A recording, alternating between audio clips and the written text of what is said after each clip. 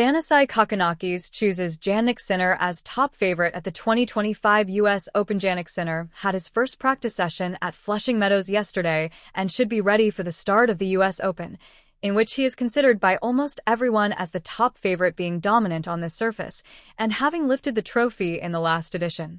Everyone was ready to watch the Cincinnati Masters 1000 final between him and Carlos Alcaraz on Monday, but an illness hit the world number one the day before that match, and he had to retire after only 20 minutes as he was unable to compete at the highest level. The 24-year-old from Sesto Pusteria rested for a couple of days after his arrival in New York and should have no problem on his debut against Vit Capriva. The latter has never gone beyond the second round in a Grand Slam tournament and does not seem to have the necessary weapons to create problems for a champion who has won 26 matches in a row on hard courts before the Cincinnati Open final. Jannik's top rival will be Alcaraz once again, with the 22-year-old Spaniard expected to make a difficult debut against American giant Riley Opelka. Behind them are Serbian veteran Novak Djokovic, who is chasing the 25th major title of his endless career, Alexander Zverev, Daniil Medvedev, Jack Draper, and Taylor Fritz, finalist here last year. Kokkinakis chooses Sinner. On the latest edition of the Australian Open podcast, Thanasi Kokkinakis chose his favorite for this edition of the US Open. I don't think Sinner will be affected by that malaise. He was very disappointed to have to retire during the final in Cincinnati, but he was not the only player to have problems of that type.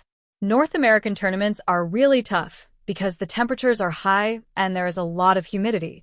Daniil Medvedev is facing the toughest moment of his entire career, and despite trying in every way to find effective solutions, he has not come out of the crisis yet.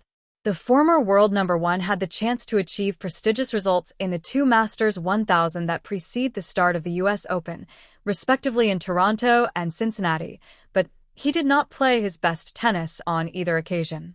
In particular, his loss to Adam Walton in Ohio was really worrying, considering that the tournament was played in conditions that were particularly suited to his game. The Russian ace comes into the last major of the season with low expectations and very little confidence, considering that his performances in Grand Slam tournaments have been disastrous this season. However, New York has almost always brought out the best in the champion from Moscow. It is no coincidence that the latter triumphed in the Big Apple 4 years ago, winning the first and only major title of his career. He also reached the final there in 2019, defeated by Rafael Nadal, and in 2023, beaten by Novak Djokovic. This tournament is suitable for Medvedev's game and could really represent the right opportunity for his relaunch at the highest level, but he will need his best version and also a bit of luck.